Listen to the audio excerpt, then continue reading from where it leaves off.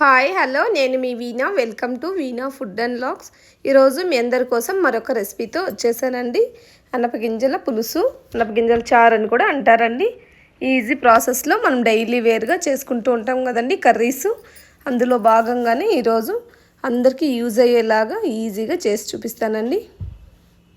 మొదట అనపకాయల్ని వలిచేసుకొని గింజలు తీసేసుకోవాలండి. అందులోకి నేను వంకాయలు కూడా వేసేసుకొని చేస్తానండి. ఇలా అనప గింజల్లోకి వంకాయలు లేదంటే ఆలు అయినా వేసుకొని చేసుకోవచ్చండి. ఇలా పితికేసి కూడా చేసుకోవచ్చండి. పితికిపప్పు కూర అది నేను ఆల్రెడీ చేసి పెట్టాను. మీకు ఎవరైనా కావాలంటే డిస్క్రిప్షన్లో లింక్ ఇస్తాను, చూడని వాళ్ళంటే చూసుకోండి. మొదటగా వలిచేసి పెట్టుకున్న అనప గింజల్ని ఒక కుక్కర్లోకి వేసేసుకొని ఉడికిచ్చేసుకుందామండి. ఒక విజిల్ పెట్టేసుకున్నామంటే తొందరగా ఉడికిపోతుందండి. లేదంటే మీరు అలాగే గిన్నెలో అయినా ఉడికిచ్చేసుకోవచ్చండి. ఇలా వలిచి పెట్టుకుని గింజల్ని తీసేసుకొని కొద్దిగా సాల్ట్ యాడ్ చేసుకుందామండి. ఒక 1 స్పూన్ సాల్ట్ వేసుకొని మునిగేంత వాటర్ తీసేసుకోండి. మరి ఎక్కువగా వాటర్ తీసుకోవాల్సిన అవసరం లేదండి. తీసేసుకొని కుక్కర్లో విజిల్ పెట్టేసుకుందాం. 1 విజిల్ పెట్టేసుకున్నానండి నేను.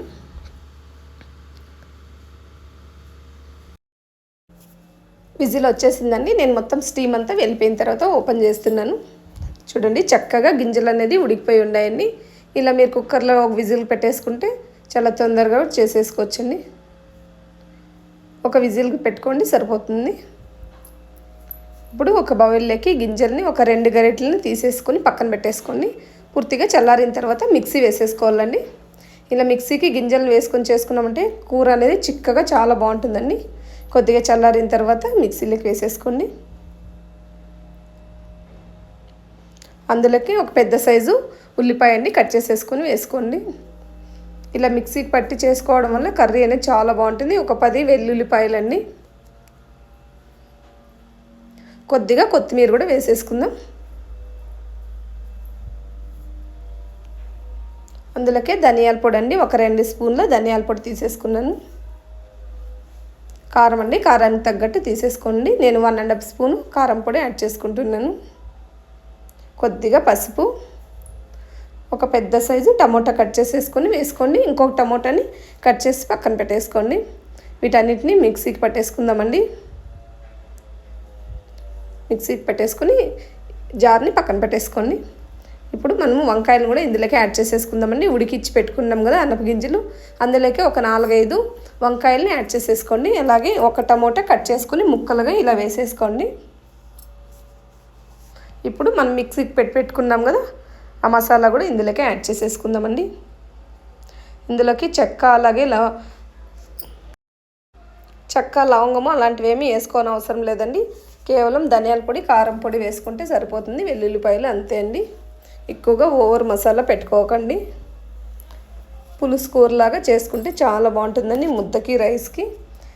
మీరు ఇందాక సాల్ట్ వేసుకున్నారు కదా, ఇప్పుడు చూసుకొని రుచికి తగ్గట్టు సాల్ట్ యాడ్ చేసేసుకోండి. మీరు ఈ వంకాయ ప్లేస్లో ఆలు కూడా వేసుకోవచ్చండి. ఆలు వంకాయ కూడా మిక్స్ చేసేసుకొని వేసుకోవచ్చు. ఉట్ట గింజలతో అయినా చేసేసుకోవచ్చండి. మరొక విజిల్ పెట్టేసుకుందామండి. ఇప్పుడైతే విజిల్ వచ్చేసింది, నేను చూపిస్తున్నాను. విజిల్ వచ్చిన తర్వాత ఓపెన్ చేసి ఒక 1 విజిల్ పెట్టుకోండి సరిపోతుంది. ఎక్కువగా పెట్టుకున్నారంటే వంకాయ అనేది చాలా నున్నగా అయిపోతుందండి. మీరు విజిల్ రాకముందే అయినా ఆఫ్ చేసుకున్నా పర్వాలేదు. చూడండి చక్కగా ఉడికిపోయాయి కదా వంకాయ. ఈ మాత్రం ఉడికితే సరిపోతుందండి. ఎక్కువగా ఉడికిచ్చామంటే కర్రీలో వంకాయ అనేది కలిసిపోతుందండి. ఒక నిమ్మకాయ సైజ్ అంతా చింతపండుని నానబెట్టేసి పక్కన పెట్టుకున్నానండి. ఇప్పుడు ఈ చింతపండు గుజ్జుని యాడ్ చేసేసుకుందాం. స్టవ్ అంటించేసుకుని చింతపండు గుజ్జుని యాడ్ చేసేసుకొని మరొక పొంగు వచ్చేలాగా ఉడికిచ్చేసుకోండి. గరిటతో ఒక 2-3 సార్లు ఇలా మిక్స్ చేసేసుకొని మరి కొద్దిసేపు ఉడికేలోపు ఇటు సైడు పోపు పెట్టేసుకుందామండి.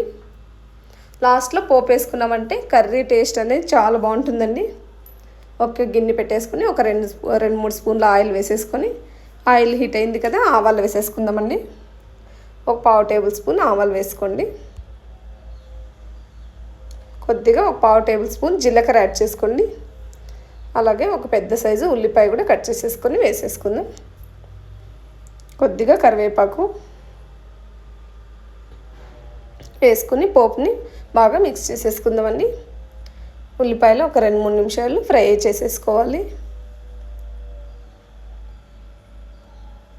మీకు ఇంగువ ఫ్లేవర్ అనేది నచ్చినట్లయితే కొద్దిగా ఇంగువ వేసుకోండి, చాలా బాగుంటుంది. ఇంగువ ఇష్టం లేదంటే స్కిప్ చేసేసైనా చేసుకోండి. ఇందులోకి కొద్దిగా కొత్తిమీర యాడ్ చేసుకుందామండి. మనము ఫైనల్గా కొత్తిమీర యాడ్ చేస్తాం కదండి, ఇలా పోపులోకి కొత్తిమీర వేసుకుంటే చాలా బాగుంటుందండి. ఇప్పుడు ఉడికించుకున్న కర్రీ ఇందులోకి యాడ్ చేసేసుకుందాం.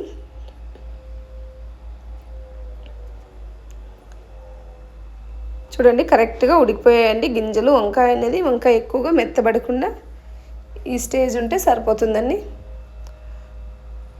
మరొక 2-3 నిమిషాలు ఉడికించుకున్నామంటే కర్రీ అనేది బాగా చిక్కబడి పర్ఫెక్ట్గా రెడీ అయిపోతుందండి.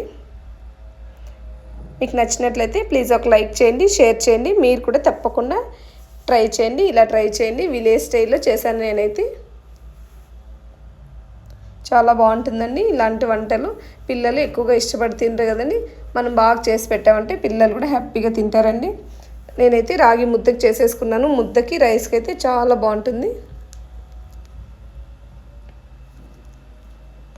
ఎవరైనా సబ్స్క్రైబ్ చేసుకోని వాళ్ళు ఉంటే సబ్స్క్రైబ్ చేసుకోండి.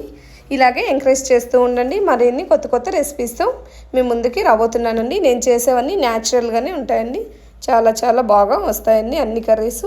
మీకు నచ్చినట్లయితే ఒక లైక్ చేయండి. Thank you for watching.